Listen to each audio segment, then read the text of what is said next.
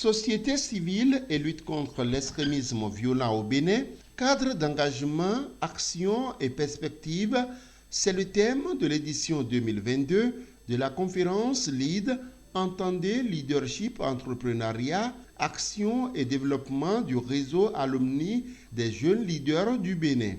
À travers cette conférence, notre réseau attend susciter le débat sur l'état de l'implication des OSC dans les dispositifs et mécanismes de lutte et de prévention de l'extrémisme violent au Bénin. De façon spécifique, notre réseau souhaite créer un espace d'échange et d'interaction en ce qui concerne le thème qui nous réunit aujourd'hui.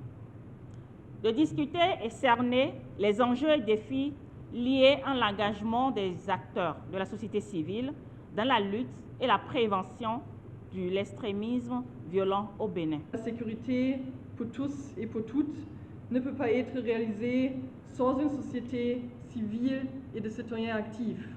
Et c'est pourquoi l'accent mis sur les organisations de la société civile et le jeune citoyen est si important.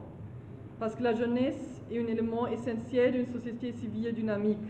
Et le jeune militant, le jeune activiste peuvent devenir acteurs et actrices de changement pour agir comme agents multiplicateurs dans leur communauté et pour contribuer à modeler les futures relations entre les institutions et la population. Je n'ai pas de doute que ce sujet nous interpelle tous, car comme le dit un adage de chez nous, nul ne sait quand le fou viendra au marché. En réalité, que nous soyons à Cotonou, Porto-Novo, Kétou, Lokossa, Materi ou à Karimama, nous devons tous nous sentir concernés, car l'exemple des pays qui subissent ces situations depuis des années montre bien que si les zones septentrionales et frontalières sont perméables aux groupes djihadistes, les attaques peuvent subvenir même partout ailleurs sur le territoire.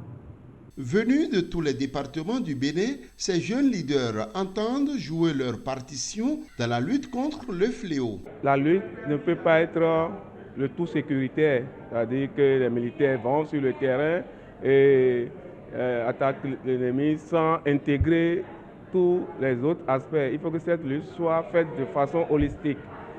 Alors, la société civile a l'avantage d'être au contact de la population.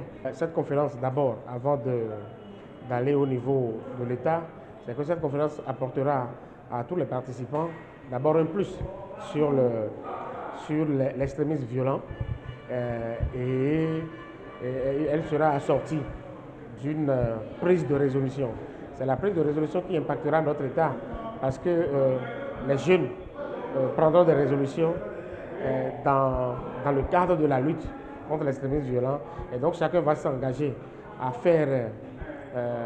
s'engager dans la lutte, à faire ce qui est de son ressort pour que les autorités du pays, les autorités militaires, les autorités politiques puissent aussi jouer leur rôle et qu'à la fin le phénomène, à défaut de finir, puisse quand même regresser et que le pays avance. Au total, 2 principales thématiques ont été abordées au cours de cette conférence, l'une liée à l'état des lieux de la coopération entre les forces de défense et de sécurité et les OSC, la seconde en rapport avec les défis liés à l'implication des OSC dans les dispositifs de prévention et de lutte contre l'extrémisme violent au Bénin. Il était important pour nous d'aborder cette question qui est une question d'actualité, afin de voir un peu le cadre qui existe et comment est-ce que les organisations collaborent avec les forces de défense et de sécurité et le rôle que les citoyens, notamment les jeunes, peuvent jouer dans la lutte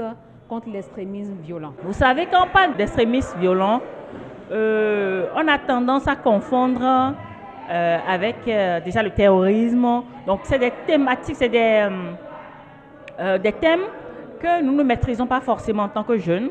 Donc avec ces experts, aujourd'hui, les jeunes leaders ont compris ce que c'est et savent les stratégies qu'ils peuvent utiliser quand même pour aider les forces de défense et de sécurité dans leurs actions. Cette conférence annuelle couplé cette année avec l'Assemblée générale de l'organisation, a permis à cette dernière de renouveler ses instances dirigeantes et d'élire un nouveau bureau.